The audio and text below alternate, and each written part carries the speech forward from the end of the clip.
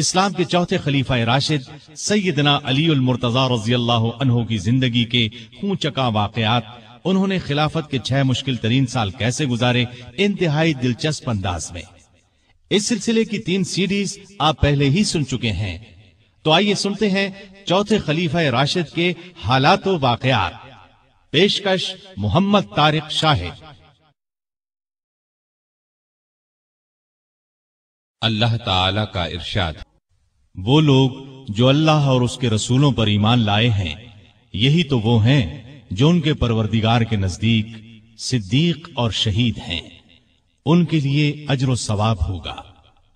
ارشاد نبوی ہے، اے علی، کیا تم اس پر راضی نہیں کہ تمہیں میرے ساتھ وہی نسبت ہو جو ہارون علیہ السلام کو موسیٰ علیہ السلام کے ساتھ تھی؟ البتہ میرے بعد کوئی نبی نہیں ہوگا۔ جماعت اصحاب روشن ستارے ہیں، آسمان پر موجود ستاروں کی روشنی کم و بیش ہے۔ یہی مثال صحابہ کرام رضی اللہ عنہم کی ہے، لیکن ہیں سبھی روشن۔ ان میں سب سے نمایاں، سب سے روشن اور سب سے تابناک بہرحال پہلے 4 صحابہ رضی اللہ عنہم ہی ہیں۔ یہی پہلے 4 اصحاب خلفائے راشدین ہیں۔ عشرہ مبشرہ میں بھی سب سے پہلے انہی کا نام ہے۔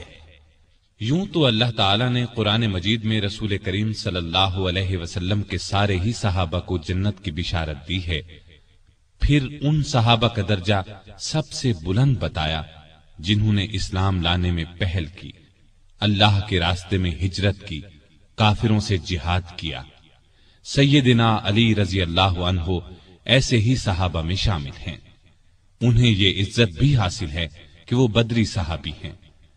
اللہ تعالیٰ نے بدری صحابہ کی سب خطائیں معاف کر دیں۔ علی بیعت رضوان کرنے والوں میں بھی شامل تھے کہ جن کو اللہ تعالیٰ نے واضح الفاظ میں اپنے راضی ہونے کی خوشخبری دی ہے، پھر انہیں شہادت بھی نصیب ہوئی۔ مسلمانوں کا ایمان ہے کہ راہ حق میں شہید جنتی ہیں۔ ان سب باتوں کے علاوہ سیدنا علی رضی اللہ عنہ ان 10 صحابہ میں بھی شامل ہیں جنہیں دنیا میں جنتی ہونے کی بشارت دی گئی، یعنی عشرہ مبشرہ میں ہیں۔ ان تمام خصوصیات کے علاوہ آپ کی ایک خصوصیت یہ بھی ہے کہ نبی صلی اللہ علیہ وسلم نے اپنی پیاری بیٹی سیدہ فاطمہ رضی اللہ عنہا آپ کے نکاح میں دی۔ اس جلیل القدر ہستی کی زندگی کے اوراق آپ کے سامنے رکھتے ہیں۔ سیدنا علی بن ابی طالب رضی اللہ عنہ 6 صدی عیسوی کے آخری سال یعنی 600 عیسوی میں یا 601 عیسوی میں مکے میں پیدا ہوئے۔ اس وقت رسول کریم صلی اللہ علیہ وسلم کی عمر 30 سال کے قریب تھی، گویا علی رضی اللہ عنہ آپ سے 30 سال چھوٹے تھے۔ ہجری سن سیدنا علی کی پیدائش کے قریباً 23 سال بعد شروع ہوا، مطلب یہ کہ آپ نے ہجرت سے 23 سال پہلے اس دنیا میں آنکھ کھولی۔ والدہ نے نام اسد یا حیدر رکھا، لیکن والد نے علی نام رکھا، پھر اسی نام پر دونوں کا اتفاق ہو گیا، البتہ حیدر ان کا لقب ہو گیا۔ آپ کی کنیتیں ابو الحسن اور ابو تراب تھیں۔ ابو تراب کی کنیت نبی کریم صلی اللہ علیہ وسلم نے عطا فرمائی۔ آپ کے لقب اسد، مرتضی اور حیدر ہیں۔ سیدنا علی رضی اللہ عنہ رسول کریم صلی اللہ علیہ وسلم کے سگے چچا ابو طالب کے بیٹے تھے۔ ان کا خاندان وہی تھا جو آپ کا تھا، اور یہ قبیلہ قریش کا سب سے زیادہ عزت والا گھرانہ تھا۔ یہ گھرانہ بنو ہاشم کہلاتا تھا۔ گویا نبی کریم صلی اللہ علیہ وسلم بھی ہاشمی تھے اور سیدنا علی بھی ہاشمی تھے۔ سیدنا علی کے والد کا نام تو عبد مناف تھا، لیکن وہ اپنی کنیت ابو طالب سے مشہور تھے۔ رسول کریم صلی اللہ علیہ وسلم کے والد جناب عبداللہ ان کے سگے بھائی تھے۔ ان کا نسب اس طرح ہے: ابو طالب بیٹے تھے عبد المطلب کے، عبد المطلب بیٹے تھے ہاشم کے، ہاشم بیٹے تھے عبد مناف کے، اور عبد مناف بیٹے تھے قصی کے۔ ابو طالب مکے کے بزرگ اور سردار تھے، رسول اللہ صلی اللہ علیہ وسلم پر جان چھڑکتے تھے، آپ کو اپنی اولاد سے بھی زیادہ چاہتے تھے۔ آپ 25 سال کی عمر تک ابو طالب کے ساتھ ہی رہے، پھر ان کی اجازت سے مکے کی ایک نیک خاتون سیدہ خدیجہ رضی اللہ عنہا سے شادی کر لی اور الگ رہنے لگے۔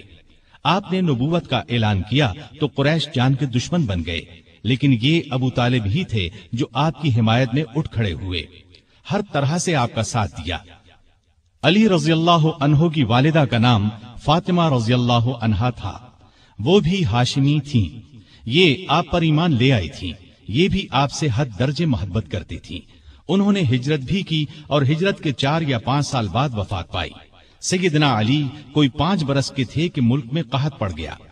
ابو طالب پر ایک بڑے کنبے کا بوجھ تھا، اس لیے آپ صلی اللہ علیہ وسلم نے ان سے علی کو مانگ لیا۔ اس وقت سے سیدنا علی آپ کے ساتھ رہنے لگے۔ سیدہ خدیجہ رضی اللہ عنہا نے ان کی پرورش اور تربیت میں آپ کا برابر ساتھ دیا۔ نبی کریم صلی اللہ علیہ وسلم نے نبوت کا اعلان فرمایا تو اس وقت سیدنا علی کی عمر قریباً 10 برس تھی۔ رسول اللہ صلی اللہ علیہ وسلم کی دعوت پر انہوں نے فوراً اسلام قبول کر لیا۔ اس طرح بچوں میں سب سے پہلے انہی کو اسلام کی دولت نصیب ہوئی۔ اب وہ بھی آپ کے ساتھ نماز پڑھنے لگے۔ ایک دن ان کے والد ابو طالب نے انہیں آپ کے ساتھ نماز پڑھتے دیکھا تو پوچھا، بیٹا یہ دین کیا ہے جس پر تم چل رہے ہو؟ انہوں نے فوراً جواب دیا، ابا جان میں اللہ اور اس کے رسول پر ایمان لے آیا ہوں، ان کی تصدیق کر چکا ہوں اور یہ میں نے ان کے ساتھ نماز پڑھی ہے۔ اس پر ابو طالب نے کہا، محمد تمہیں بھلائی کے سوا کسی چیز کی طرف نہیں بلائیں گے، تم ان کے ساتھ لگے رہو۔ سیدنا علی رضی اللہ عنہ بچپن ہی سے نیک تھے، بتوں سے نفرت کرتے تھے۔ رسول اللہ صلی اللہ علیہ وسلم کی تربیت نے انہیں علم کا سمندر بنا دیا۔ لڑکپن ہی میں لکھنا پڑھنا سیکھ لیا۔ اس زمانے میں یہ بہت بڑی خوبی کی بات تھی۔ اسی زمانے میں انہوں نے ہتھیار چلانے اور دشمن سے لڑنے کا ڈھنگ بھی سیکھ لیا۔ جوان ہونے تک انہوں نے سپاہ گری کے اصول اور قاعدے پوری طرح سیکھ لیے۔ کشتی میں تو کوئی ان سے جیت نہیں سکتا تھا۔ والد کی وفات کے بعد صرف 3 برس مکے میں رہے۔ رسول کریم صلی اللہ علیہ وسلم نے جب ہجرت کی تو سیدنا علی کو اپنے بستر پر سلایا۔ لوگوں کی جو امانتیں آپ کے پاس تھیں وہ سب آپ نے علی کے حوالے کی اور فرمایا، یہ امانتیں ان کے مالکوں کو سونپ کر مدینے آ جانا۔ کافروں نے اس وقت آپ کے گھر کو گھیر رکھا تھا۔ آپ صلی اللہ علیہ وسلم رات کے وقت گھر سے نکلے تو اللہ تعالیٰ نے کافروں کی آنکھوں پر پردے ڈال دیے اور وہ آپ کو نہ دیکھ سکے۔ صبح انہیں معلوم ہوا کہ رسول اللہ صلی اللہ علیہ وسلم مکان چھوڑ کر جا چکے ہیں تو وہ بہت جھنجھلائے۔ انہوں نے علی کو پکڑ لیا، آنکھیں نکال کر بولے، بتاؤ تمہارے صاحب کہاں ہیں؟ اس پر سیدنا علی نے جواب دیا، مجھے کچھ معلوم نہیں کہ وہ کہاں ہیں۔ یہ جواب سن کر انہیں سخت غصہ آیا، ڈانٹ ڈپٹ کی، پھر انہیں اپنے ساتھ لے گئے، ایک جگہ قید کر دیا، لیکن جب ان سے کچھ معلوم نہ ہو سکا تو چھوڑ دیا۔ اب انہوں نے لوگوں کی امانتیں لوٹائیں، پھر مکے سے ہجرت کر کے آپ صلی اللہ علیہ وسلم کی خدمت میں حاضر ہوئے۔ اس وقت آپ قباء میں تشریف فرما تھے۔ علی رضی اللہ عنہ نے مکے سے قباء تک کا سفر پیدل طے کیا۔ یہ 350 میل کا سفر ہے۔ قباء پہنچے تو پاؤں میں چھالے پڑ چکے تھے۔ پھر آپ رضی اللہ عنہ نبی صلی اللہ علیہ وسلم کے ساتھ مدینے آ گئے۔ ہجرت کے بعد سیدنا علی رضی اللہ عنہ نے 35 برس سے کچھ زیادہ مدت مدینے میں گزاری۔ یہ ان کی مدنی زندگی کہلائی۔ ہجرت سے کچھ عرصہ بعد نبی صلی اللہ علیہ وسلم نے مسجد نبوی کی تعمیر فرمائی۔ اس تعمیر میں رسول اللہ صلی اللہ علیہ وسلم اور دوسرے صحابہ نے بھی حصہ لیا۔ وہ اینٹیں اور گارا ڈھوتے وقت اشعار پڑھتے جن کا مطلب ہے، جو مسجد تعمیر کرتا ہے کھڑے ہو کر اور بیٹھ کر مشقت برداشت کرتا ہے، اور جو گرد و غبار اور مٹی سے بچنے کے لیے اس سے جی چراتا ہے، وہ دونوں برابر نہیں ہو سکتے۔ مسجد کے ساتھ رسول اللہ صلی اللہ علیہ وسلم کے رہنے کے لیے چند حجرے بھی تعمیر ہوئے۔ سیدنا علی رضی اللہ عنہ بھی یہیں آ گئے۔ ہجرت کے بعد آپ نے بھائی چارہ کرایا تو علی کو اپنا بھائی بنایا۔ ہجرت کے دوسرے سال آپ نے اپنی پیاری بیٹی سیدہ فاطمہ رضی اللہ تعالی عنہا کی شادی علی سے کر دی۔ اس وقت سیدنا علی کے پاس ایک زرہ اور ایک گھوڑے کے سوا کچھ نہیں تھا۔ انہوں نے یہ زرہ سیدنا عثمان کے ہاتھ 480 درہم میں فروخت کر دی۔ سیدنا عثمان رضی اللہ عنہ نے یہ رقم انہیں دے دی اور زرہ بھی یہ کہہ کر لوٹا دی کہ یہ میری طرف سے تحفہ ہے۔ اس رقم سے انہوں نے شادی کا سامان خریدا اور گھر کی ضرورت کے لیے بھی رقم بچائی۔ نبی کریم صلی اللہ علیہ وسلم نے صحابہ کو جمع فرمایا، ان کے سامنے نکاح پڑھایا۔ رخصتی چند ماہ بعد ہوئی۔ زرہ کی قیمت میں سے جو رقم بچی تھی اس سے سیدنا علی نے ولیمے کی دعوت کا انتظام کیا۔ اس دعوت میں کھجوریں، جو کی روٹی، پنیر اور ایک خاص قسم کا شوربہ تھا۔ نبی کریم صلی اللہ علیہ وسلم نے رخصتی کے وقت اپنی بیٹی کو یہ چیزیں دی: ایک چارپائی، ایک بستر، چمڑے کا ایک تکیا جس میں کھجور کی چھال بھری ہوئی تھی، پانی کا ایک مشکیزہ، مٹی کے 2 گھڑے، اناج پیسنے کی ایک چکی، مٹی کا ایک پیالہ اور 2 چادریں۔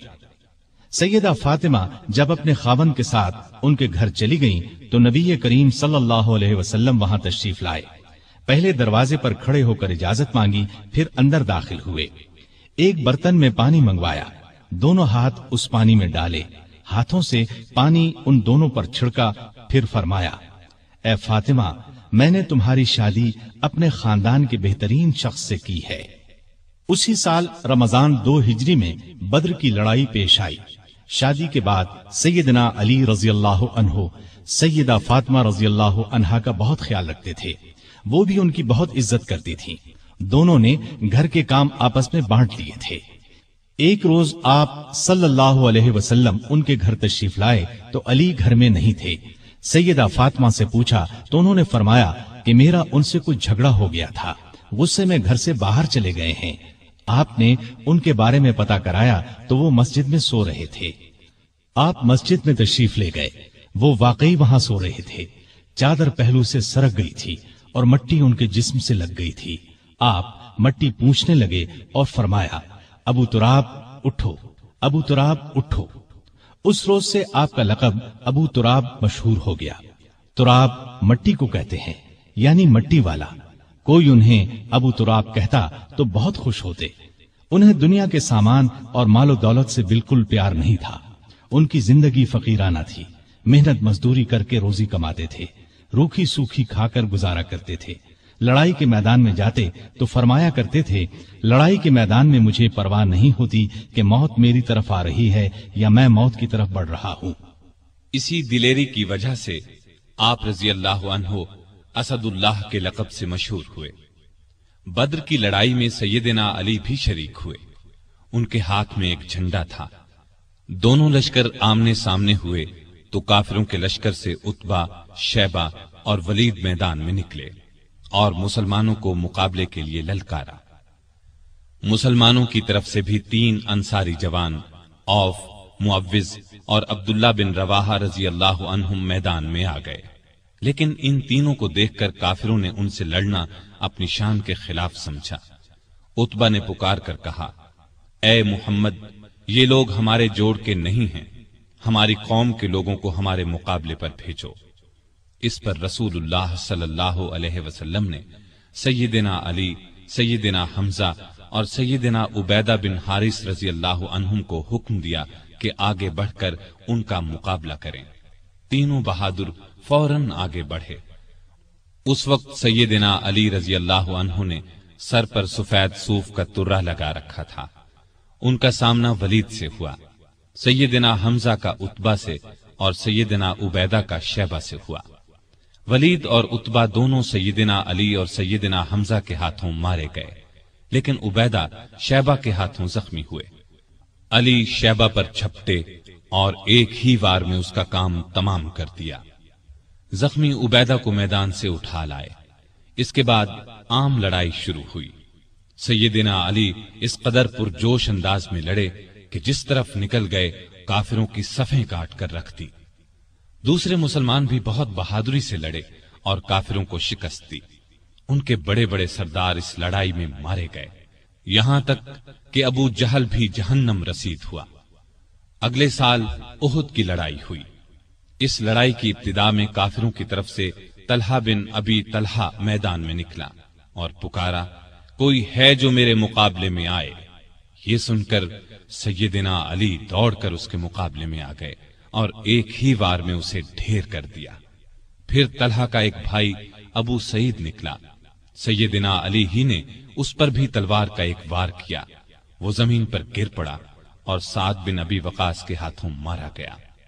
پھر کافروں کے لشکر سے ان کا سب سے بڑا بہادر ارتات نکلا، اسے اپنی طاقت پر بڑا گھمنڈ تھا، اس نے للکار کر کہا، کوئی ہے جو میرے مقابلے میں آئے؟ علی آگے بڑھے اور دیکھتے ہی دیکھتے اس کا کام تمام کر دیا۔ پھر جب عام لڑائی شروع ہوئی تو سیدنا علی اور سیدنا حمزہ کافروں کی صفوں میں دور تک گھس گئے اور اس قدر تیزی سے لڑے کہ کافروں کے پاؤں اکھڑ گئے۔ پھر درے پر موجود دستے کی اپنی جگہ سے ہٹ جانے پر جب اس طرف سے کافر مسلمانوں پر حملہ آور ہوئے اور مسلمانوں کے پاؤں اکھڑ گئے تو چند بہادر نبی صلی اللہ علیہ وسلم کے ساتھ میدان میں جم کر کھڑے رہے، ان میں سیدنا علی رضی اللہ عنہ بھی تھے۔ کافروں نے آپ پر تیروں کی بجھاڑ کر دی، بار بار آپ پر حملہ کیا، لیکن ان صحابہ نے انہیں ہر بار پیچھے ہٹا دیا۔ آخر مسلمان پھر سے جمع ہوئے اور کافروں کو مار بھگایا۔ اس لڑائی میں آپ صلی اللہ علیہ وسلم کے چچا سیدنا حمزہ بھی شہید ہوئے۔ اس روز سیدنا علی رضی اللہ عنہ کے ہاتھوں کئی کافر مارے گئے۔ اس مہم کے شروع ہونے سے آخر تک سیدنا علی رضی اللہ عنہ آپ صلی اللہ علیہ وسلم کے ساتھ رہے۔ غزوہ خندق میں عرب کے نامی بہادر عبد ود نے جب خندق پار کر لی تو سیدنا علی رضی اللہ عنہ اس کے مقابلے میں آئے۔ وہ بہت بہادر سمجھا جاتا تھا، اس کے بارے میں خیال کیا جاتا تھا کہ وہ 1000 سواروں کے برابر ہے، اس لیے آپ صلی اللہ علیہ وسلم نے علی رضی اللہ عنہ سے فرمایا، علی تم بیٹھ جاؤ، اور فرمایا یہ عبد ود ہے۔ اس نے پھر للکارا، سیدنا علی پھر اٹھ کر آگے بڑھے، آپ نے اس بار بھی بٹھا دیا۔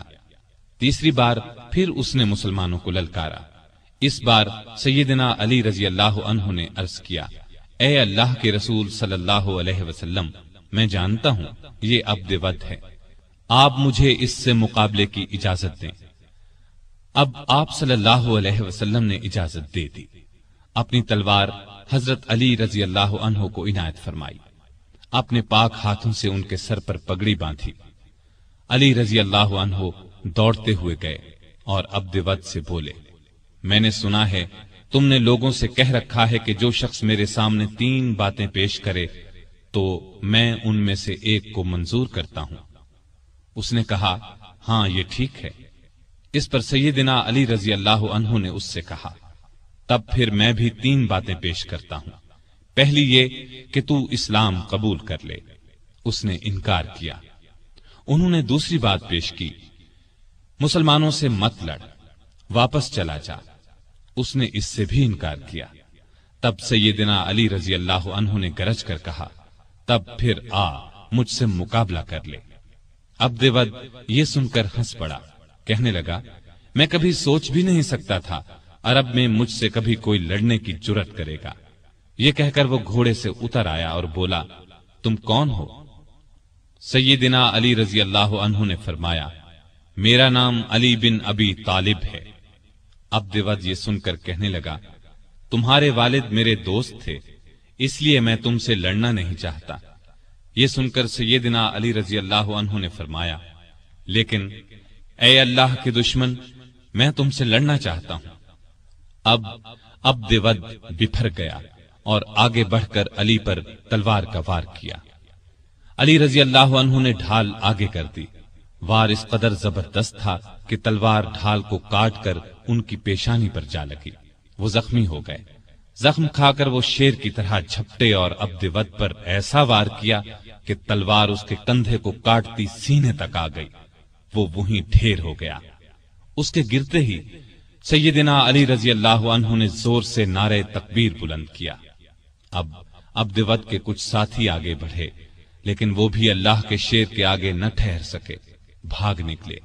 ان میں سے ایک نوفل بن عبداللہ خندق میں گرا، علی رضی اللہ عنہ نے اسے خندق میں اتر کر تلوار سے قتل کیا۔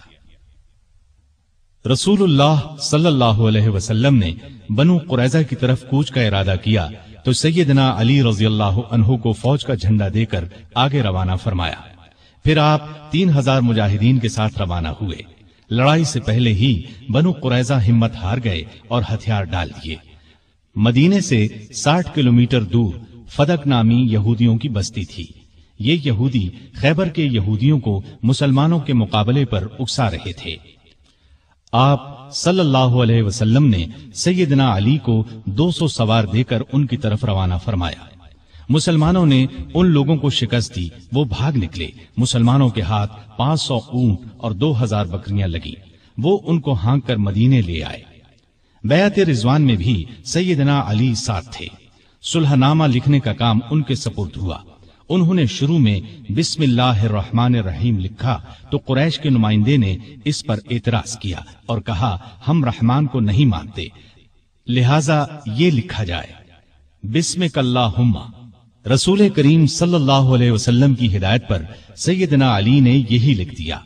اب آپ نے ان سے فرمایا لکھو، یہ وہ شرطیں ہیں جو محمد رسول اللہ صلی اللہ علیہ وسلم نے قریش سے طے کی ہیں۔ سیدنا علی نے الفاظ لکھے تو قریشی نمائندے سہیل بن عمرو نے کہا جب ہم آپ کو اللہ کا رسول نہیں مانتے تو پھر صلح نامے میں یہ کیوں لکھا جائے، لہٰذا آپ محمد بن عبداللہ لکھوائیے۔ اس پر آپ نے فرمایا بے شک میں اللہ کا رسول ہوں، لیکن اے علی یہاں لکھ دو محمد بن عبداللہ۔ یہ سن کر سیدنا علی نے عرض کیا اے اللہ کے رسول صلی اللہ علیہ وسلم، مجھ میں تو یہ ہمت نہیں ہے کہ میں اپنے ہاتھ سے رسول اللہ کا لفظ مٹا دوں۔ ان کی بات سن کر رسول اللہ صلی اللہ علیہ وسلم نے اپنے ہاتھ سے رسول اللہ کے الفاظ مٹا دیے۔ اس کے بعد علی نے باقی معاہدہ تحریر کیا۔ جن یہودیوں کو شرارتوں کی وجہ سے مدینے سے نکالا گیا تھا وہ خیبر کے قلعوں میں جمع ہو گئے۔ بہت سے یہودی وہاں پہلے سے تھے۔ یہ سب مسلمانوں کے خلاف سازشوں سے باز نہیں آ رہے تھے، چنانچہ آپ نے ان کی سرکوبی کا فیصلہ فرمایا۔ وہ مدینے پر حملہ کرنے کی تیاریوں میں بھی مصروف تھے۔ رسول کریم صلی اللہ علیہ وسلم 1600 صحابہ کے ساتھ خیبر کی طرف روانہ ہوئے۔ سب قلعے ایک ایک کر کے فتح ہو گئے، لیکن ایک قلعہ جس کا نام قموس تھا فتح ہونے میں نہ آیا۔ جب آپ کے کئی صحابہ کی کوششیں کامیاب نہ ہو سکیں تو آپ نے فرمایا میں کل جھنڈا ایک ایسے شخص کو دوں گا جو اللہ اور اس کے رسول سے محبت کرتا ہے اور اللہ اور اس کا رسول اس سے محبت کرتے ہیں، جس کے ہاتھ پر خیبر فتح ہو جائے گا۔ دوسرے دن جب تمام صحابہ اس جھنڈے کے منتظر تھے کیونکہ وہ سب اللہ اور اس کے رسول سے محبت کرتے تھے، رسول اللہ صلی اللہ علیہ وسلم نے پوچھا علی کہاں ہیں؟ بتایا گیا ان کی آنکھیں دکھتی ہیں۔ آپ نے انہیں بلایا، آنکھوں میں اپنا لعاب لگایا، وہ اسی وقت ٹھیک ہو گئیں۔ آپ نے انہیں جھنڈا دے کر قموس کی طرف روانہ فرمایا۔ اس قلعے کا حاکم مرحب تھا، یہودیوں کے نامی گرامی بہادروں میں سے ایک۔ سیدنا علی قموس کے سامنے پہنچے تو مرحب زرہ لگا کر اکڑتا ہوا باہر نکلا۔ سیدنا علی کو مقابل دیکھا اور بولا کیا مسلمانوں کی فوج میں تم سے بہتر کوئی آدمی نہیں؟ خیبر جانتا ہے کہ میں مرحب ہوں، ہتھیار بند، بہادر، تجربے کار اور لڑائی کے بھڑکتے شعلوں کا مقابلہ کرنے والا۔ سیدنا علی نے اس کے جواب میں فرمایا میں وہ شخص ہوں کہ میری ماں نے میرا نام حیدر رکھا، جنگل کے شیر کی طرح ہیبت ناک اور بہادر، میں دشمن کو آنکھ جھپکنے میں ختم کر دیتا ہوں۔ مرحب نے آگے بڑھ کر تلوار کا وار کیا، سیدنا علی تیزی سے ایک طرف ہو گئے، پھر انہوں نے مرحب پر ایسا بھرپور وار کیا کہ ان کی تلوار اس کے خود کو کاٹ کر کھوپڑی میں اتر گئی۔ پھر فوج کو لے کر آگے بڑھے، قلعے کا دروازہ توڑ کر اندر گھس گئے۔ اس طرح قموس بھی فتح ہو گیا، سارے خیبر پر مسلمانوں کا قبضہ ہو گیا۔ واپس لوٹے تو آپ صلی اللہ علیہ وسلم نے ان کی پیشانی کو چوم لیا، فرمایا اللہ تجھ سے راضی ہوا اور میں بھی۔ سیدنا علی یہ سن کر رونے لگے، یہ رونا خوشی کا تھا۔ اس موقع پر کچھ لوگ جو حبشہ میں رہ گئے تھے لوٹ آئے، ان میں سیدنا علی کے بھائی جعفر بن ابی طالب رضی اللہ عنہ بھی تھے۔ ان کے آنے کی بھی سب کو بہت خوشی تھی، कई साल के बिछड़े भाई एक दूसरे से मिले तो आंखों से आंसू बह निकले। 7 हिजरी में रसूलुल्लाह सल्लल्लाहु अलैहि वसल्लम अपने बहुत से सहाबा के साथ उम्रे के लिए रवाना हुए। उनमें अली भी शामिल थे। उम्रे से फारिग होकर मुसलमान 3 दिन बाद मक्के से निकल आए और मदीने की तरफ रवाना हुए। गज़वा मूता में आपके भाई जाफर बिन अबी तालिब शहीद हो गए तो आपको बहुत सदमा हुआ। नबी करीम सल्लल्लाहु अलैहि वसल्लम ने आपको दिलासा दिया। उनकी शहादत के बाद जाफर बिन अबी तालिब के बच्चों की परवरिश अली ने की। उनके बेटे अब्दुल्लाह जवान हुए तो सैयदना अली ने अपनी बेटी ज़ैनब की शादी उनसे की। मक्के की फतह के मौके पर भी सैयदना अली साथ थे। काबे में रखे हुए बुतों को आपने तोड़ना शुरू किया तो सैयदना अली ने इस काम में आपका हाथ बटाया। तांबे के बुत को तोड़ने के लिए आपने अली को अपने कंधे पर सवार फरमाया। वो बहुत ऊंचाई पर था और लोहे की एक सलाख के साथ जमीन से लगा हुआ था। अली ने उस बुत को भी गिराया और काबे से बाहर फेंक दिया। मुसलमानों ने मक्का फतह किया तो कबीला हवाजिन के लोग भड़क उठे। एक बड़ा लश्कर तैयार करके मुसलमानों पर हमले का इरादा किया। आप अभी मक्के ही में थे कि उनके इरादे की खबर हुई तो आप शव्वाल 8 हिजरी में 12,000 मुसलमानों को लेकर दुश्मन की तरफ रवाना हुए। हुनैन के मकाम पर दोनों फौजें आमने सामने हुईं। दुश्मन ने ये चाल चली कि रात के वक्त आसपास की पहाड़ियों में अपने तीरंदाज बिठा दिए थे। उन्होंने मुसलमानों पर अचानक तीरों की बारिश कर दी। इस्लामी फौज में मक्के के 2,000 ऐसे लोग भी थे जो कुछ ही दिन पहले इस्लाम लाए थे। वो तीरों की बौछार से घबराकर पीछे हटे।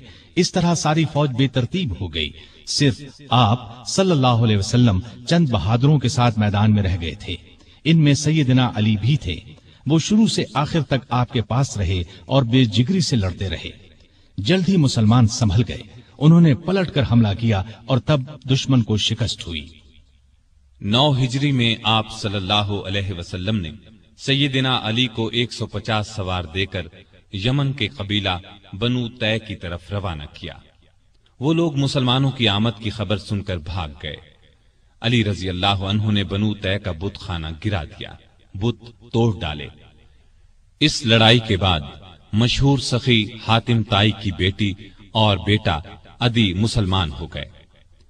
फतह मक्का के बाद यह खबर सुनने में आई कि रोम का बादशाह मुसलमानों पर हमला करने के लिए पर तोल रहा है। नबी सल्लल्लाहु अलैहि वसल्लम ने खुद आगे बढ़कर इसे रोकने का फैसला किया। आप सल्लल्लाहु अलैहि वसल्लम ने इस मौके पर सैयदना अली को अपना कायम मकाम बनाया और खुद 30,000 फौज लेकर रवाना हुए। बाज मुनाफिकीन ने अली को ताना दिया कि वो जंग से बचने के लिए नहीं गए। इस पर उन्हें रंज हुआ। हथियार लगाकर रवाना हुए, लश्कर तक पहुंच गए। नबी सल्लल्लाहु अलैहि वसल्लम ने उनसे आने की वजह पूछी तो अर्ज किया, ए अल्लाह के रसूल सल्लल्लाहु अलैहि वसल्लम, मैंने शुरू से लेकर आज तक अल्लाह की राह में लड़ने से कदम पीछे नहीं हटाए, लेकिन मालूम नहीं इस मर्तबा मुझे जिहाद में शरीक करने की बजाय मदीने में क्यों छोड़ दिया गया। ये सुनकर नबी सल्लल्लाहु अलैहि वसल्लम ने इरशाद फरमाया, ए अली, क्या तुम इस बात से राजी नहीं कि तुम्हारा मेरे साथ वही ताल्लुक हो जो मूसा अलैहिस्सलाम का हारून अलैहिस्सलाम से था, सिवाय इसके कि मेरे बाद कोई नबी नहीं होगा। मतलब ये था कि जिस तरह मूसा अलैहिस्सलाम कोहे तूर पर जाते वक्त हारून अलैहिस्सलाम को अपना कायम मकाम बना गए थे, इसी तरह मैंने तुम्हें अपना कायम मकाम बनाया था। लेकिन हारून अलैहिस्सलाम नबी भी थे, जबकि तुम नबी नहीं हो सकते, इसलिए कि मेरे बाद कोई नबी नहीं आएगा। आपका ये इरशाद सुनकर सैयदना अली खुश हो गए और मदीने वापस होकर आप सल्लल्लाहु अलैहि वसल्लम की कायम मकामी का फरीजा अंजाम देते रहे, यहां तक कि आप तबूक से वापस तशरीफ ले आए। मक्का की फतह के बाद नबी सल्लल्लाहु अलैहि वसल्लम ने सैयदना खालिद बिन वलीद को हुक्म दिया कि वो यमन जाकर कबीला हमदान को इस्लाम की दावत दें। वो गए, बहुत कोशिश की, लेकिन उन्होंने इस्लाम कबूल न किया। अब आप सल्लल्लाहु अलैहि वसल्लम ने सैयदना अली को भेजा। आप सल्लल्लाहु अलैहि वसल्लम ने कबीला हमदान के नाम एक खत भी दिया। अली रजी अल्लाह अन्हु ने वो खत उन्हें सुनाया और इस्लाम की दावत दी। इस खत के अल्फाज का असर उन पर हुआ। फिर सैयदना अली ने जो उनके सामने वाज किया वो भी बहुत असरअंगेज था। चुनाचे उन लोगों ने इस्लाम कबूल कर लिया। सैयदना अली रजी अल्लाह अन्हु ने ये खबर आप सल्लल्लाहु अलैहि वसल्लम को भेजी। नबी सल्लल्लाहु अलैहि वसल्लम ने सजदा शुक्र अदा किया और फरमाया, हमदान के लोगों पर सलामती हो, हमदान के लोगों पर सलामती हो। हिजरत के 10वें साल नबी सल्लल्लाहु अलैहि वसल्लम ने अली रजी अल्लाह अन्हु को एक और कबीले मजहज की तरफ रवाना फरमाया ताकि उन्हें इस्लाम की दावत दी जाए। आप सल्लल्लाहु अलैहि वसल्लम ने हिदायत फरमाई कि उस वक्त तक तलवार न उठाई जाए जब तक तुम पर कोई हमला न करे। सैयदना अली रजी अल्लाह अन्हु 300 सवारों के साथ मजहज के इलाके में पहुंचे। वो लोग लड़ने पर तुले हुए थे, चुनाचे जबरदस्त मारका हुआ। आखिर वो लोग भाग निकले। इसके बाद कबीले के सरदार और बहुत से दूसरे लोग खुद अली रजी अल्लाह अन्हु की खिदमत में हाजिर हुए और मुसलमान हो गए। नबी सल्लल्लाहु अलैहि वसल्लम ने अली को वहां का काजी भी मुकर्रर फरमाया। आप रजी अल्लाह अन्हु चंद माह वहां रहे। इस दौरान में सैयदना अली रजी अल्लाह अन्हु ने मुकदमात के फैसले भी किए। हिजरत के 10वें साल रसूल करीम सल्लल्लाहु अलैहि वसल्लम ने हज किया। सैयदना अली भी यमन से आकर इस यादगार हज में शरीक हुए। उन्होंने रसूलुल्लाह सल्लल्लाहु अलैहि वसल्लम के हुक्म पर कुर्बानी के ऊंटों का गोश्त तकसीम किया। हज से वापस आने के कुछ ही अरसे बाद नबी सल्लल्लाहु अलैहि वसल्लम बीमार हुए।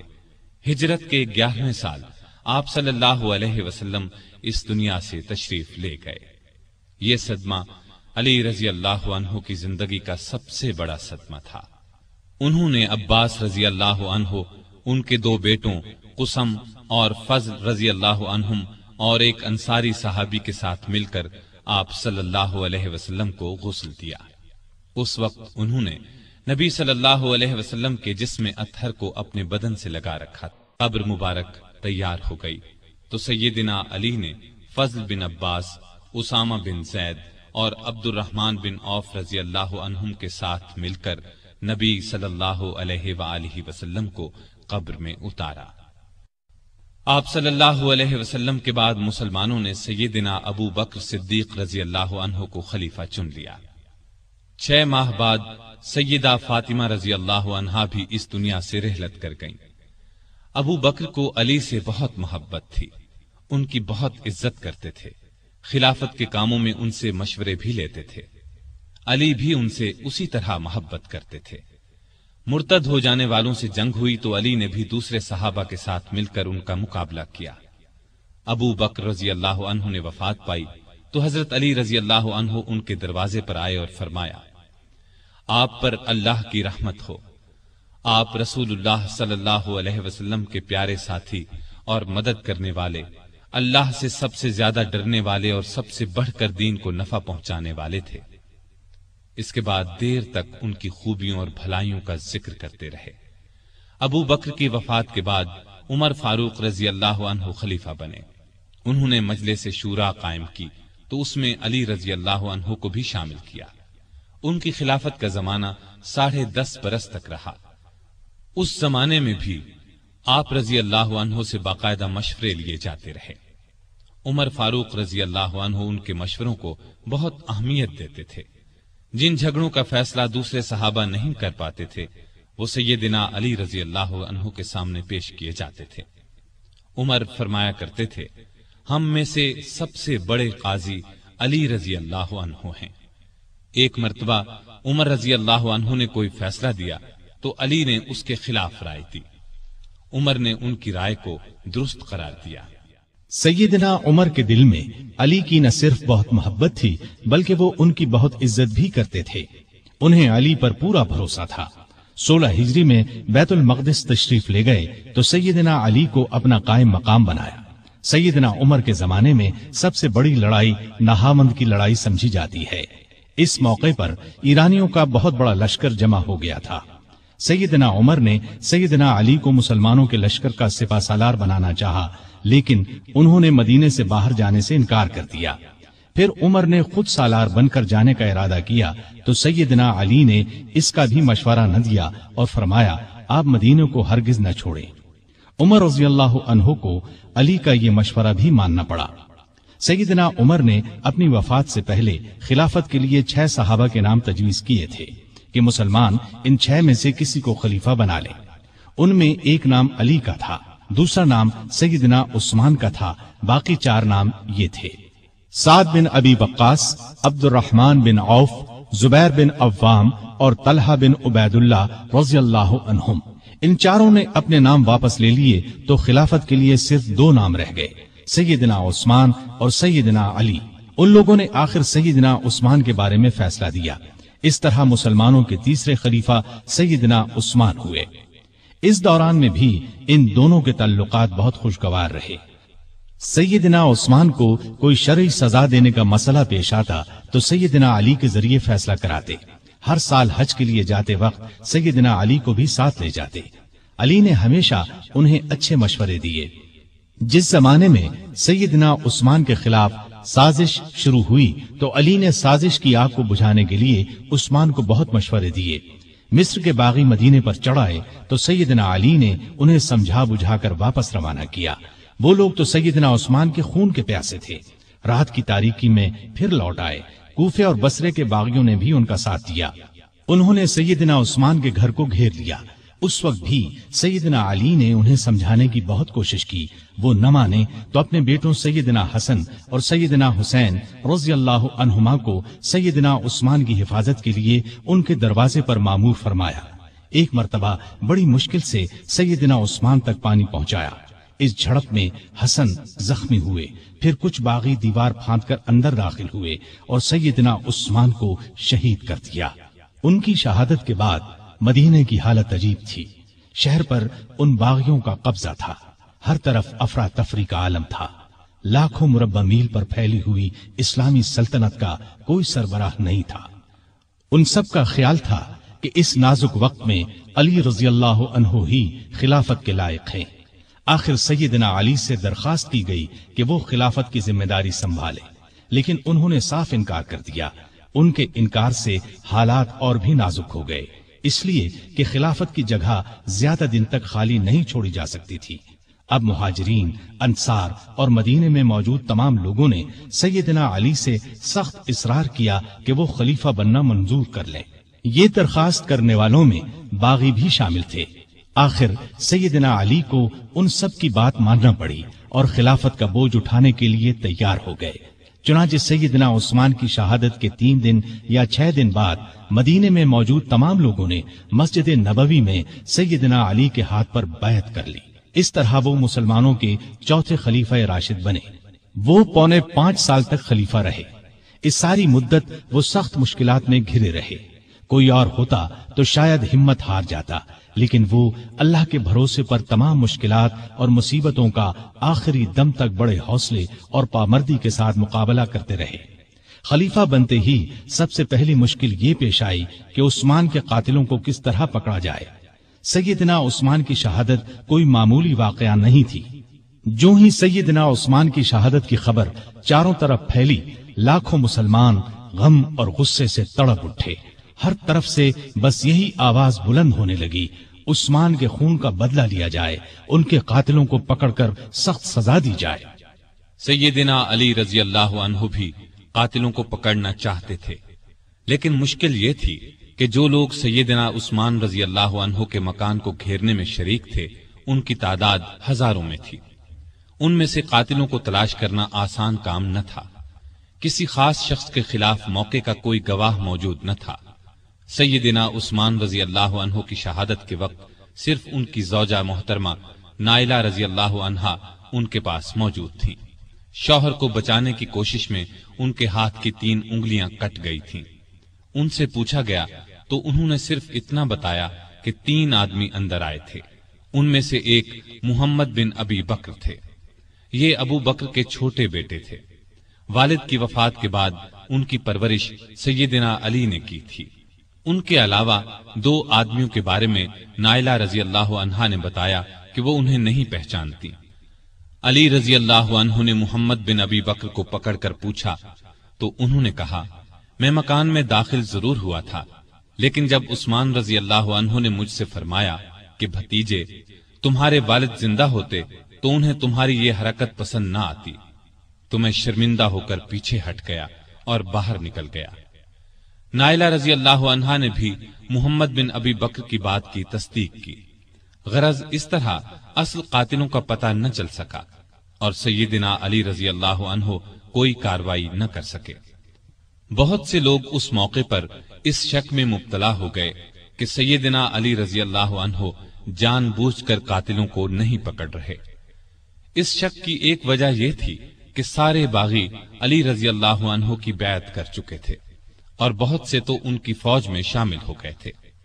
اس وقت کے حالات یہ اجازت نہیں دیتے تھے کہ ان سب کو چن چن کر فوج سے نکال دیا جائے۔ اسلام کا قانون بھی یہ اجازت نہیں دیتا کہ گواہی کے بغیر کسی کو قاتل ٹھہرایا جائے۔ تاہم اکثر لوگ سیدنا علی کی مشکلات سے پوری طرح آگاہ تھے۔ علی سے یہ بات ثابت ہے کہ قسم اٹھا کر فرماتے تھے کہ میں عثمان کی شہادت سے بالکل بری ہوں۔ اس زمانے میں آپ نے یہ قدم اٹھایا کہ سیدنا عثمان کے گورنروں کو ہٹا کر ان سب کی جگہ نئے گورنر مقرر فرمائے۔ نئے گورنر اپنے اپنے صوبے اور علاقے میں پہنچ گئے۔ پرانے گورنروں نے ان کے لیے جگہ چھوڑ دی۔ امیر معاویہ رضی اللہ عنہ نے گورنری سے دستبردار ہونے سے انکار کر دیا۔ ان کی جگہ سیدنا علی نے سہل بن حنیف کو شام کا گورنر مقرر فرمایا تھا۔ یہ جب شام کی سرحد پر پہنچے تو امیر معاویہ رضی اللہ عنہ کی فوج نے انہیں واپس جانے پر مجبور کر دیا اور سیدنا معاویہ نے ان کے ذریعے سیدنا علی رضی اللہ عنہ کو یہ پیغام پہنچایا: جب تک عثمان کے قاتلوں کو نہیں پکڑا جائے گا وہ گورنری سے دستبردار نہیں ہوں گے۔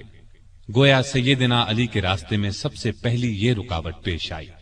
ابھی وہ اس کی طرف پوری طرح توجہ نہیں دے سکے تھے کہ ایک اور مشکل پیش آ گئی۔ سیدنا عثمان کی شہادت سے پہلے امت کی ماں سیدہ عائشہ رضی اللہ عنہا حج کے لیے مکہ گئی تھی۔ حج کے بعد مکے سے واپس آ رہی تھی کہ راستے میں ان کے ایک قریبی رشتہ دار ملے۔ انہوں نے بتایا کہ سیدنا عثمان شہید کر دیے گئے ہیں اور لوگوں نے سیدنا علی کے ہاتھ پر بیعت کر لی ہے، لیکن مدینے میں ابھی تک فتنہ اور فساد پھیلا ہوا ہے۔ یہ خبر سن کر وہ مکے کی طرف واپس پلٹ گئیں۔ اتنے میں مدینے سے سیدنا طلحہ اور سیدنا زبیر بھی ان کے پاس پہنچ گئے۔ یہ دونوں بہت اونچے مرتبے کے بزرگ تھے، عشرہ مبشرہ میں سے تھے۔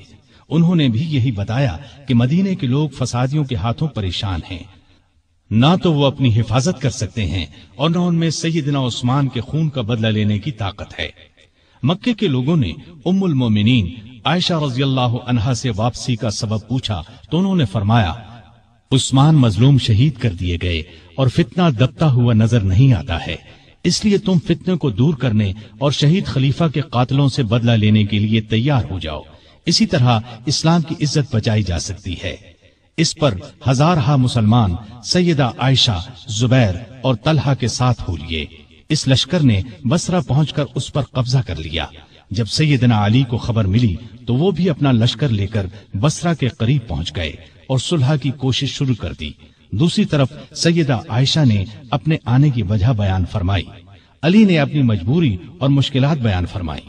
دونوں نے ایک دوسرے کی بات کو اچھی طرح سمجھ لیا اور قریب تھا کہ صلح ہو جاتی، لیکن بدقسمتی سے دونوں طرف کی فوجوں میں کچھ بدنیت منافق لوگ شامل تھے۔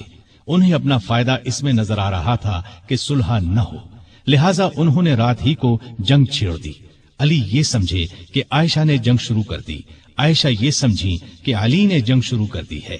اس طرح دونوں فوجوں میں جنگ شروع ہو گئی۔ دونوں فوجوں میں سخت لڑائی ہوئی۔ اس میں آخر کار سیدنا علی کو فتح ہوئی۔ فتح کے بعد علی نے ان کے بھائی محمد بن ابی بکر کو ان کا حال معلوم کرنے کے لیے بھیجا اور عام اعلان کرا دیا کہ بھاگنے والوں کا پیچھا نہ کیا جائے، لوٹ مار نہ کی جائے، زخمیوں پر گھوڑے نہ دوڑائے جائیں، جو ہتھیار پھینک دیں انہیں کوئی تکلیف نہ پہنچائی جائے۔ پھر انہوں نے خود سیدہ عائشہ کے پاس جا کر پوچھا: اے مومنوں کی ماں، آپ کا مزاج کیسا ہے؟ انہوں نے فرمایا: ٹھیک ہوں۔ اس کے بعد سیدنا علی نے انہیں چند دن بصرہ میں آرام اور آسائش کے ساتھ ٹھہرایا۔ پھر محمد بن ابی بکر کی نگرانی میں انہیں 40 شریف اور معزز خواتین کے ساتھ مکے کی طرف روانہ کیا۔ اس وقت عائشہ نے فرمایا، میرے بچوں، یہ لڑائی غلط فہمی کا نتیجہ تھی۔ علی سے نہ پہلے میرا کوئی جھگڑا تھا نہ اب ہے۔ سیدنا علی نے جواب میں فرمایا، آپ سچ فرماتی ہیں، آپ ہم سب کی ماں ہیں، آپ کی عزت کرنا ہم پر واجب ہے۔ پھر وہ مکے آ گئی۔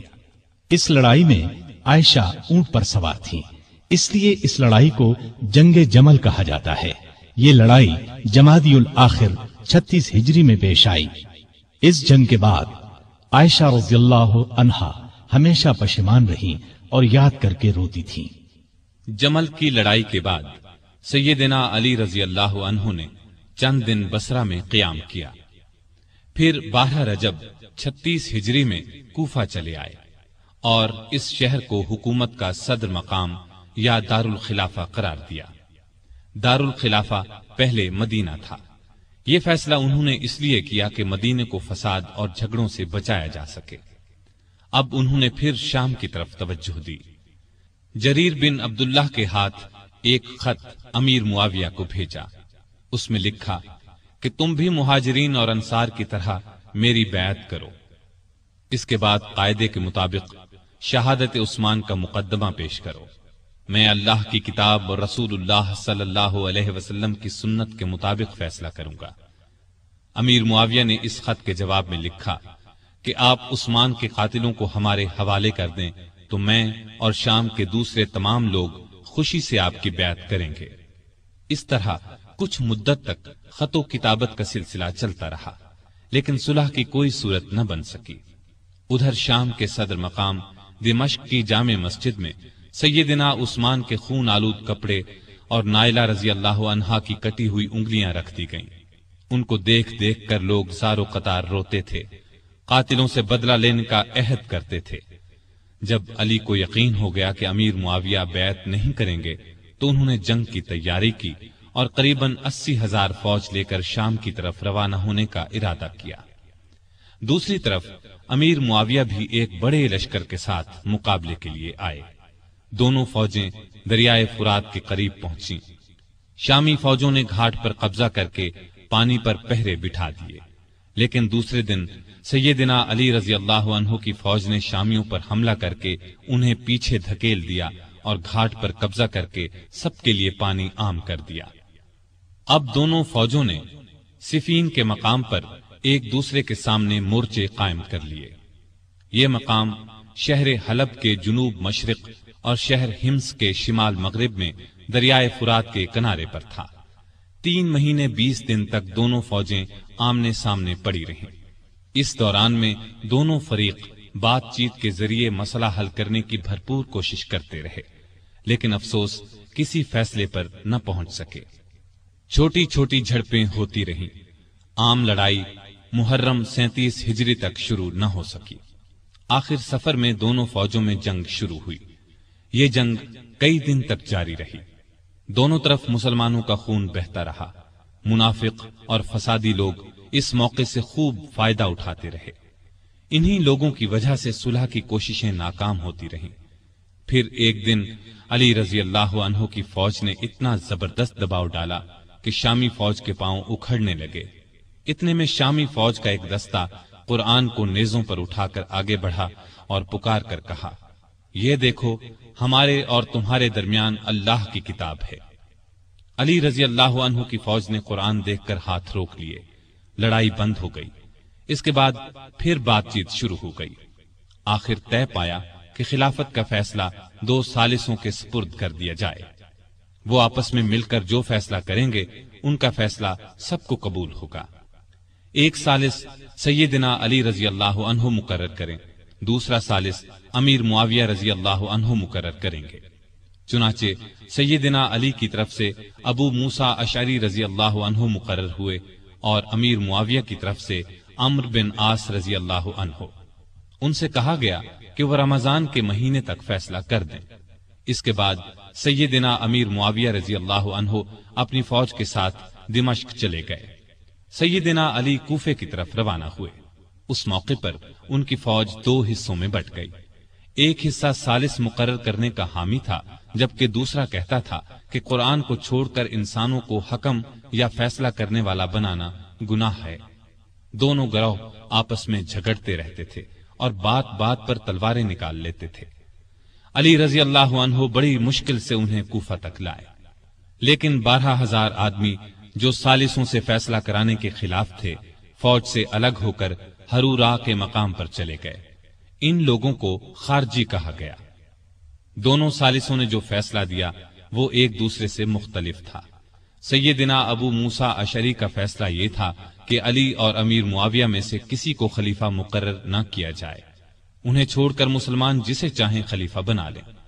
سیدنا عمرو بن عاص کا فیصلہ یہ تھا کہ ابو موسیٰ اشعری نے علی کو خلافت سے الگ کر دیا ہے، میں ان کی جگہ معاویہ کو خلیفہ مقرر کرتا ہوں۔ اس پر ہر طرف شور مچ گیا۔ سیدنا علی کے حامیوں نے یہ فیصلہ ماننے سے انکار کر دیا۔ اب پھر سیدنا علی فوج لے کر دمشق کی طرف بڑھنا چاہتے تھے کہ خارجیوں نے ہر طرف فساد مچا دیا۔ انہوں نے جتھے بنا کر لوگوں کو لوٹنا شروع کر دیا۔ آخر علی رضی اللہ عنہ پہلے ان کی طرف بڑھے۔ نہروان کے مقام پر شدید جنگ ہوئی، 4,000 خارجی مارے گئے۔ اس طرح خارجیوں کا زور ٹوٹ گیا، لیکن ان کی ٹولیاں آئے دن فتنہ برپا کرتی رہتی تھیں۔ دوسری طرف سیدنا امیر معاویہ نے عمرو بن عاص کو فوج دے کر مصر پر چڑھائی کر دی۔ وہاں علی کی طرف سے محمد بن ابی بکر گورنر تھے۔ انہوں نے شامی فوج سے شکست کھائی اور خود بھی گرفتار ہوئے، پھر قتل کر دیے گئے۔ مصر کے بعد شامی فوج نے حجاز، عراق اور یمن وغیرہ پر حملے شروع کر دیے۔ علی کو ملک کی اندرونی شورشوں کی وجہ سے اسلامی فتوحات کے دائرے کو بڑھانے کا موقع نہ مل سکا۔ پھر بھی 35 ہجری میں انہوں نے بحری راستے سے ہندوستان پر حملے کی اجازت دی۔ چنانچہ اس زمانے میں کوکن بمبئی پر کامیاب حملہ کیا گیا۔ یہ علاقہ اس وقت سندھ میں شامل تھا۔ نہروان کی لڑائی کے بعد سیدنا علی کا ارادہ شام پر حملہ کرنے کا تھا۔ انہوں نے جنگ کی تیاریاں شروع کر دی تھیں، لیکن دوسری طرف خارجیوں نے سازش تیار کی کہ علی، معاویہ اور عمرو بن عاص تینوں کو قتل کر دیا جائے۔ ان کے خیال میں امن اسی صورت میں قائم ہو سکتا تھا۔ چنانچہ اس کام کے لیے 3 آدمی مقرر ہوئے۔ عبد الرحمن بن ملجم نے علی کو، برق بن عبداللہ نے امیر معاویہ کو اور عمرو بن بکر نے عمرو بن عاص کو شہید کرنے کا ذمہ لیا۔ ان بدبختوں نے رمضان 40 ہجری میں ایک ہی روز فجر کی نماز کے وقت ان تینوں بزرگوں پر حملہ کرنے کا فیصلہ کیا۔ مصر کے گورنر عمرو بن عاص اس روز بیمار تھے۔ انہوں نے اس روز خارجہ بن حذافہ کو نماز پڑھانے کے لیے بھیجا، لہذا عمرو بن بکر نے ان کے دھوکے میں خارجہ بن حذافہ کو شہید کر دیا۔ دمشق میں برق بن عبداللہ نے امیر معاویہ پر حملہ اس وقت کیا جب وہ مسجد کے دروازے سے نکل رہے تھے۔ انہیں معمولی زخم آیا۔ کوفے میں عبد الرحمن بن ملجم ملعون سیدنا علی کے راستے میں چھپ کر بیٹھ گیا۔ جب وہ فجر کی نماز کے لیے مسجد کی طرف چلے تو ان پر تلوار کا وار کیا، سر پر شدید زخم آیا۔ ابن ملجم کو گرفتار کر لیا گیا۔ سیدنا علی نے اپنے بیٹوں حسن اور حسین کو بلا کر کچھ نصیحتیں کی اور اپنے قاتل کے بارے میں فرمایا، اسے کھانا کھلاؤ، پانی پلاؤ اور اچھی طرح رکھو۔ اگر میں اس زخم سے مر جاؤں تو اسے قتل کرنا، شریعت کا یہی حکم ہے۔ اس کے ناک اور کان وغیرہ نہ کاٹنا۔ اگر میں بچ گیا تو میری مرضی، چاہے اس سے بدلہ لوں یا معاف کر دوں۔ ابن ملجم کی تلوار زہر آلود تھی، وہ اس زخم سے شہید ہو گئے۔ انا للہ و انا الیہ راجعون۔ یہ رمضان کی 17، 18، 19، 20 یا 21 میں سے کوئی تاریخ تھی۔ ہجرت کا 40واں سال تھا اور ان کی عمر اس وقت 63 سال تھی۔ سیدنا علی کو اپنی خلافت کے زمانے میں سکون کا سانس لینا نصیب نہ ہوا، پھر بھی انہوں نے ملکی انتظامات کے سلسلے میں کوئی کسر اٹھا نہ رکھی۔ مزاج میں حد درجے سادگی تھی، اللہ کا خوف بے پناہ تھا۔ فقیرانہ زندگی بسر کی، گورنروں اور افسروں کی سخت نگرانی کرتے تھے۔ کسی عہدیدار کے خلاف شکایت ملتی تو اس کے خلاف کارروائی کرتے۔ آپ کو عدل و انصاف کا حد درجے خیال تھا۔ سب سے پورا انصاف کرتے تھے، یہاں تک کہ اپنی ذات سے بھی انصاف کرتے۔ ہر ایک کے لیے ان کا دروازہ ہر وقت کھلا رہتا تھا، بلا روک ٹوک کوئی بھی ان کے پاس آ سکتا تھا۔ رعایت پر بہت مہربان تھے، ان کی بہتری کے لیے جو ہو سکتا تھا کرتے تھے۔ بازاروں میں گشت کرتے تھے، بیت المال میں جو رقم جمع ہوتی تھی کھلے دل کے ساتھ غریبوں، مسکینوں اور دوسرے حقداروں میں تقسیم فرما دیتے۔ غیر مسلموں کے ساتھ بھی اچھا برتاؤ کرتے تھے۔ بصرے کے گورنر عثمان بن حنیف نے کسی امیر آدمی کی دعوت قبول کر لی۔ آپ کو اطلاع ملی تو اسے لکھا، اے ابن حنیف، میں نے سنا ہے کہ بصرے کے ایک دولت مند نے تمہیں بڑی شاندار دعوت دی، تم نے یہ دعوت قبول کر لی اور قسم قسم کے کھانے بڑے اطمینان اور بڑے مزے سے کھائے۔ مجھے تم سے یہ امید نہیں تھی کہ تم اس قسم کی دعوتوں میں شریک ہوا کرو گے جن میں غریبوں کو پوچھا تک نہیں جاتا۔ اپنے حق سے زیادہ بیت المال سے ایک پیسہ بھی لینا حرام سمجھتے تھے۔ ملک کی حفاظت کے لیے چھوٹی بڑی فوجی چھاونیاں قائم کی، کئی مضبوط قلعے بنوائے، دریائے فرات پر ایک پل بنوایا، بعض جگہوں پر مسجدیں بھی بنوائیں۔ عمر بھر کسی نہ کسی صورت دین کی خدمت کرتے رہے۔ کافروں کے خلاف تمام بڑی بڑی لڑائیوں میں رسول اللہ صلی اللہ علیہ وسلم کے ساتھ رہے، ہر لڑائی میں جان ہتھیلی پر رکھ کر لڑے۔ یمن کے ہزاروں لوگوں کو اپنی کوششوں سے مسلمان بنایا۔ ان کو ایک بار اطلاع ملی کہ کچھ لوگ ہیں جو انہیں معبود مانتے ہیں۔ آپ نے ان لوگوں کو پکڑوایا اور سخت سزا دی، البتہ جن لوگوں نے توبہ کی انہیں چھوڑ دیا۔ سیدنا علی رضی اللہ عنہ نے مثالی زندگی بسر کی، تمام زندگی معمولی سے مکان میں رہے، دروازے پر کوئی دربان نہیں ہوتا تھا، شان اور شوکت سے نفرت تھی، کپڑوں میں پیوند لگے ہوتے، پیوند خود ہی لگا لیتے، دکانداروں کو چیک کرتے تھے، اپنا وظیفہ اور دوسری آمدنی خیرات کر دیتے تھے۔ ایک دن اپنے خادم قمبر کو بازار لے گئے، اپنے لیے موٹا جھوٹا کپڑا خریدا، اس کے لیے قیمتی۔ اس نے کہا، میرے لیے ایسے کپڑے کی کیا ضرورت تھی؟ آپ نے فرمایا، بھئی تم جوان ہو، تمہارے لیے اچھا کپڑا ہونا چاہیے، میرا کیا ہے، بوڑھا ہوں، بازار سے سودا خود لاتے۔ زریر نامی شخص نے آپ کے دسترخوان پر سادہ کھانا دیکھ کر کہا، آپ کو پرندوں کا گوشت پسند نہیں؟ آپ نے فرمایا، خلیفہ کو مسلمانوں کے مال میں صرف 2 پیالوں کا حق ہے، ایک خود کھائے یا اپنے بچوں کو کھلائے، دوسرا اللہ کی مخلوق کے سامنے پیش کر دے۔ عید سے چند روز پہلے کسی نے آپ کے کپڑوں میں پیوند دیکھ کر کہا، امیر المومنین، آپ 2 درہم میں ایک نیا جوڑا کیوں نہیں خرید لیتے؟ آپ نے فرمایا، مجھے شرم آتی ہے کہ میں نئے کپڑے پہنوں اور کوفے میں ہزاروں آدمیوں نے پرانے کپڑے پہن رکھے ہوں۔ کہیں سے مال آتا تو تمام کا تمام تقسیم کر دیتے، اس میں سے اپنے لیے کوئی خاص چیز لیتے نہ رشتہ داروں کو ان کے حصے سے زیادہ دیتے۔ ایک مرتبہ آپ کی زرہ گم ہو گئی، چند دن بعد وہ زرہ ایک یہودی کے پاس نظر آئی۔ آپ نے اس سے کہا، یہ زرہ میری ہے، تمہارے پاس کہاں سے آ گئی؟ اس نے کہا، نہیں، زرہ میری ہے۔ سیدنا علی رضی اللہ عنہ امیر المؤمنین تھے، چاہتے تو اس سے زبردستی لے سکتے تھے، لیکن انہوں نے ایسا نہیں کیا۔ معاملہ کوفے کے قاضی شریح کی عدالت میں لے گئے۔ قاضی صاحب نے آپ کا دعویٰ سنا، یہودی کا جواب سنا، پھر علی سے کہا، اپنے گواہ لائیے۔ انہوں نے فرمایا، میرا بیٹا حسن اور غلام قمبر اس بات کے گواہ ہیں کہ زرہ میری ہے، ان کی گواہی لے لیں۔ قاضی صاحب نے کہا، بیٹے کی باپ کے حق میں اور غلام کی آقا کے حق میں گواہی قبول نہیں کی جا سکتی۔ اس پر سیدنا علی نے فرمایا، عجیب بات ہے، آپ حسن کی گواہی قبول نہیں کرتے، کیا آپ کو معلوم نہیں ہے کہ رسول اللہ صلی اللہ علیہ وسلم نے حسن اور حسین کو جنت کے جوانوں کے سردار فرمایا ہے؟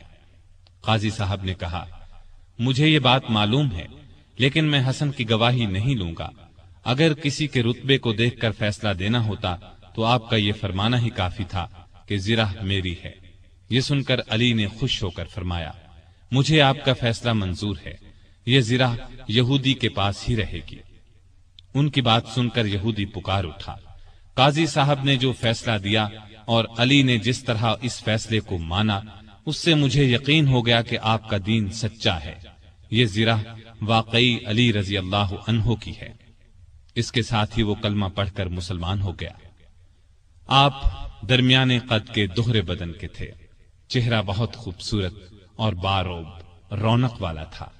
خیبر کی لڑائی کے موقع پر رسول اللہ صلی اللہ علیہ وسلم نے آپ کو دعا دی تھی، اے اللہ علی سے گرمی سردی کا اثر دور کر دے۔ اس دعا کا یہ اثر تھا کہ آپ ہر موسم میں ہر طرح کا کپڑا پہن لیتے تھے۔ ضرورت کے وقت آپ محنت مزدوری کر لیتے تھے۔ آپ علم کا سمندر تھے۔ آپ کی علمی باتیں بہت مشہور اور حیرت انگیز ہیں۔ ایک عورت سیدنا علی رضی اللہ عنہ کی خدمت میں حاضر ہوئی۔ اس نے شکایت کی کہ میرا بھائی 600 دینار چھوڑ کر فوت ہوا ہے۔ جب یہ رقم وارثوں میں تقسیم کی گئی تو مجھے صرف 1 دینار دیا گیا کہ تمہارے حصے میں 1 ہی دینار آتا ہے۔ آپ رضی اللہ عنہ نے اس کی شکایت پر غور کیا، پھر بولے، شاید تمہارے بھائی نے 1 بیوی، 2 لڑکیاں، 1 ماں، 1 بہن اور 12 بیٹے چھوڑے ہیں۔ عورت نے حیران ہو کر کہا، آپ کا اندازہ بالکل درست ہے۔ اس پر سیدنا علی رضی اللہ عنہ نے فرمایا، تب تمہارے حصے میں 1 ہی دینار آتا ہے۔ سیدنا علی دن رات کا زیادہ حصہ اللہ کی عبادت میں گزارتے تھے۔ نماز پڑھتے تو اللہ کی ذات کے سوا کسی چیز کا ہوش نہ رہتا۔ صدیق اکبر، فاروق اعظم اور عثمان ذو النورین رضی اللہ عنہم اپنے دور خلافت میں سیدنا علی سے خاص معاملات میں مشورہ کرتے تھے۔ شجاعت سیدنا علی کا خاص وصف تھا۔ اتنے بہادر اور نڈر تھے کہ طاقتور سے طاقتور دشمن کی پرواہ نہیں کرتے تھے۔ تبوک کے علاوہ قریب قریب ہر لڑائی میں وہ شریک رہے۔ انہیں اللہ کا شیر لقب ملا۔ نہتے پر وار نہیں کرتے تھے۔ ایک لڑائی میں اپنے دشمن کو گرا لیا، اسے قتل کرنے لگے تو اس نے ان کے منہ پر تھوک دیا، وہ فوراً اس کے سینے سے اتر آئے، اس کی جان بخش دی۔ کسی نے پوچھا، آپ نے اسے کیوں چھوڑ دیا؟ فرمایا، میں تو اس سے اللہ کے لیے لڑ رہا تھا، اس نے جو حرکت کی تو اس پر مجھے غصہ آ گیا۔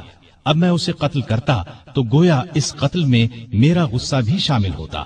اس کا مطلب یہ ہوتا کہ میں نے اسے اپنی ذات کے لیے قتل کیا ہے۔ سیدنا علی کی بہادری کے واقعات ہمیشہ تابندہ رہیں گے۔ ان کو رسول اللہ صلی اللہ علیہ وسلم سے بہت محبت تھی۔ رسول اللہ کو بھی سیدنا علی اور آپ کی اولاد سے بہت محبت تھی۔ سیدنا حسن اور حسین کو رسول کریم صلی اللہ علیہ وسلم اپنے کندھوں پر اٹھاتے اور فرمایا کرتے تھے، اے اللہ، میں ان دونوں سے محبت کرتا ہوں، جو ان سے محبت کرے تو بھی اس سے محبت کر، اور جو ان سے بغض رکھے تو بھی انہیں مبغوض رکھ۔ سیدہ فاطمہ سے سیدنا علی کے ہاں 3 بیٹے اور 2 بیٹیاں ہوئیں۔ ان کے نام یہ ہیں حسن، حسین، محسن، زینب اور ام کلثوم۔ محسن بچپن میں فوت ہوئے۔ سیدہ فاطمہ کی زندگی میں سیدنا علی نے دوسری شادی نہیں کی۔ ان کی وفات کے بعد کئی شادیاں کی، جن سے 11 لڑکے اور 15 لڑکیاں ہوئیں۔ اس طرح ان کے کل 14 لڑکے اور 17 لڑکیاں ہوئیں۔ آپ کے چند حکیمانہ اقوال یہ ہیں، غریب وہ ہے جس کا کوئی دوست نہ ہو، گناہوں پر شرمندہ ہونا ان کو مٹا دیتا ہے، اور نیکیوں پر مغرور ہونا ان کو برباد کر دیتا ہے۔ علم مال سے بہتر ہے، اس لیے کہ علم تمہاری حفاظت کرتا ہے، جبکہ مال کی حفاظت تمہیں کرنا پڑتی ہے۔ جو چیز نہ آتی ہو اس کے سیکھنے میں شرم نہ کرو۔ کسی سوال کا جواب نہ آتا ہو تو یہ کہنے میں نہ شرماؤ کہ میں نہیں جانتا۔ سخاوت وہ ہے جو مانگنے سے پہلے ہو۔ معاف کر دینا بہت اچھا انتقام ہے۔ مصیبت میں گھبرانا سب سے بڑی مصیبت ہے۔ لالچ سے کچھ روزی بڑھ نہیں جاتی، لیکن انسان کی قدر گھٹ جاتی ہے۔ بات کہنے والے کو نہ دیکھو، بلکہ بات کو دیکھو۔ نیکی کی کوئی قدر کرے نہ کرے، تم نیکی کیے جاؤ۔ سخت ترین گناہ وہ ہے جو کرنے والے کے نزدیک معمولی ہو۔ مصیبتوں کا مقابلہ صبر سے کرو اور نعمتوں کی حفاظت شکر سے کرو۔ اللہ تعالیٰ ان پر اپنی رحمتیں نازل فرمائے، آمین۔